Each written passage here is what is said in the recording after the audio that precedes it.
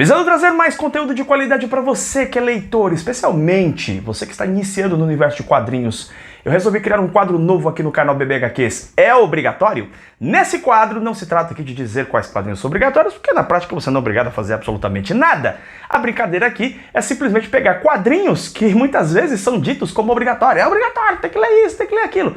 E comentar sobre esses trabalhos. Se você realmente deve investir dinheiro nesse quadrinho considerado clássico. Belezinha então? Vamos nessa! Salve galera, Shiloh na área com mais um vídeo aqui do canal BBHQs. O nosso assunto é quadrinhos. Você já vai se inscrever aqui no canal, clicar no sininho para receber notificações, inclusive desse novo quadro que eu estou criando aqui. É obrigatório? E você não vai se esquecer de deixar o seu comentário ao final desse vídeo me dizendo se você quer mais vídeos nesse quadro aqui, se você curtiu a proposta desse quadro aqui, fechou? Hoje nós vamos falar então sobre Crise nas Infinitas Terras. Muita gente está começando a ler quadrinhos, não compreende cronologia, não entende direito o que é esse negócio de Crise nas Infinitas Terras, o que é esse negócio de pós-crise, pré-crise. Tem que ler esse quadrinho aqui, lançado em meados dos anos 80. É sobre isso que nós vamos falar nesse vídeo, certo? Então é o seguinte, sim, você precisa ler Crise nas Infinitas Terras e eu vou te explicar por quê. A DC Comics, tá? Ela teve vários nomes, assim como a Marvel. Ela nem sempre se chamou Marvel, nem sempre se chamou DC. No caso, a DC Comics, ela começou em 1935, tá? E ela foi criando alguns personagens e tal. Em 1938 explode a cabeça de todo mundo nos Estados Unidos com a criação do Superman. A partir daí nós temos a inauguração daquilo que ficou conhecido como a Era de Ouro dos quadrinhos de super-heróis. Porque nós tivemos uma profusão, assim, ó, começou brotado para todos os lados.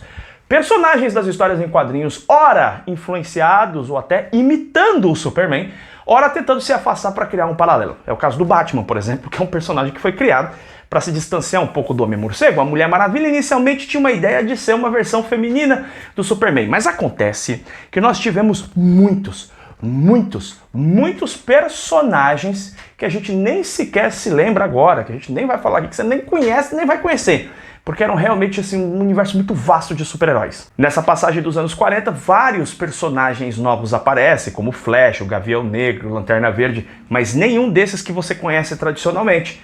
E acontece que esses personagens, a partir dos anos 50, por conta das baixas vendas, eles acabam meio que desaparecendo do cenário. Final dos anos 40 e início dos anos 50. Em 1954 aparece o Flash. Você está vendo que eu estou dando informações muito rápidas aqui.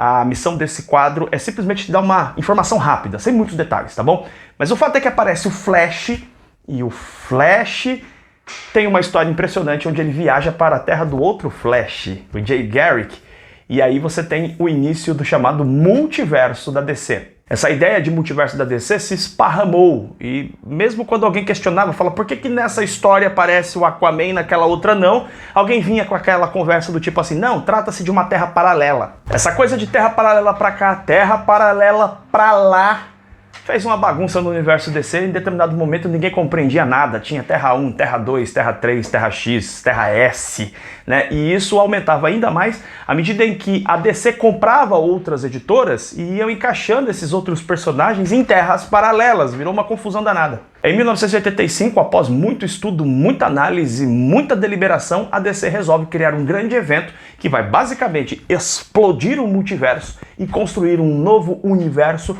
unificado. A ideia era, claro, organizar a cronologia, facilitar para os velhos leitores acompanharem as aventuras e trazer novos leitores que não precisariam ler cargas cronológicas monumentais para compreender o que estava acontecendo. Esse projeto demorou vários anos para ser produzido porque tudo o que a DC tinha publicado desde 1935 foi analisado quadrinho por quadrinho para se construir uma mega saga, um mega crossover, um mega encontro dos super-heróis que enfrentariam uma grande ameaça e, claro, com consequências desastrosas para a maior parte das terras e dos universos paralelos do universo DC, no final das contas restando um só.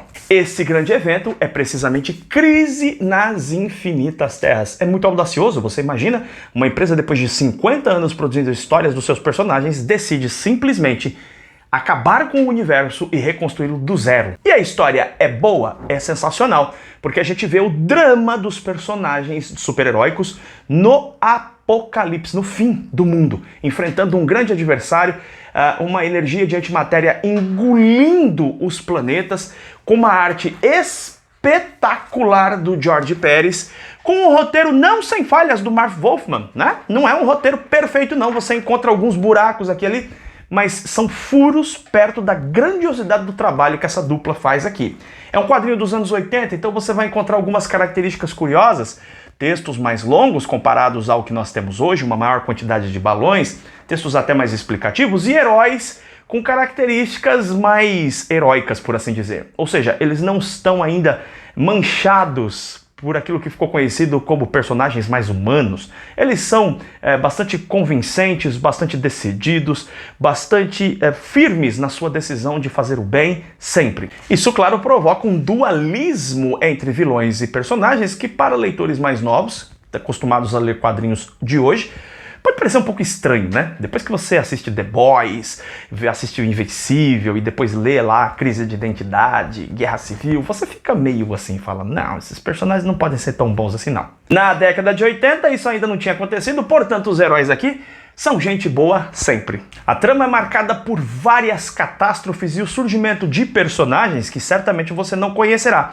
Mas não se preocupe, mesmo que você não conheça profundamente o universo DC, aliás, ninguém conhece tão profundamente para conhecer todos os personagens do universo DC, quer dizer, raramente alguém vai conhecer todos os personagens, né? Você consegue compreender tranquilamente a trama, você consegue acompanhar o drama e sim, a história consegue te deixar com o coração apreensivo frente àquilo que parece ser impossível dos personagens enfrentarem. E o quadrinho é carregado de muito drama, cenas marcantes, heróis que morrem, terras devastadas, gente desesperada gritando pelo fim que se aproxima. É um quadrinho tenso. Vocês estão vendo que não é brincadeira, hein? Eu fiz um post lá outro dia nos stories lá do Instagram, os cachorros latindo, olha só. Então não tem jeito, se você quiser conhecer o universo DC profundamente, você deve ler Crise nas Infinitas Terras.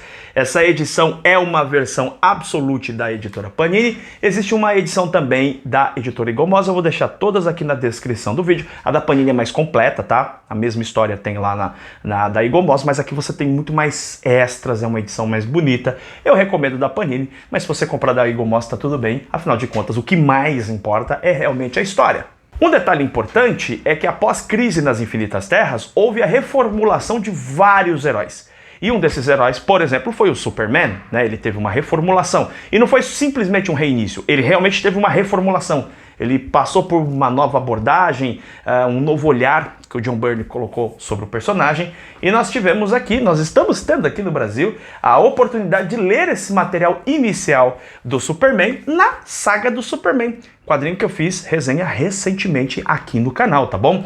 Já a saga do Batman, ela pega um pouquinho à frente depois da Crise nas Infinitas Terras, mas também é muito fácil você acompanhar a origem do Batman pós-Crise nas Infinitas Terras, acompanhando Batman no 1, Batman no 2, e depois você já pode partir para esses títulos aqui da saga do Batman. É isso, galera, comentário rápido para falar de uma das grandes sagas dos quadrinhos, na minha opinião, o maior crossover de quadrinhos de super-heróis de todos os tempos, insuperável, e que é muito necessário você ler. Na verdade, é fundamental, na verdade, é obrigatório você ler para compreender o universo DC. Não se esqueça de deixar um comentário aqui me contando se você curtiu esse tipo de quadro. Se você curtiu, eu faço mais. Se você não curtiu, eu não faço mais. A gente se vê em breve em mais um vídeo aqui do canal BBHQs. Beijo enorme no seu coração. Tchau, tchau.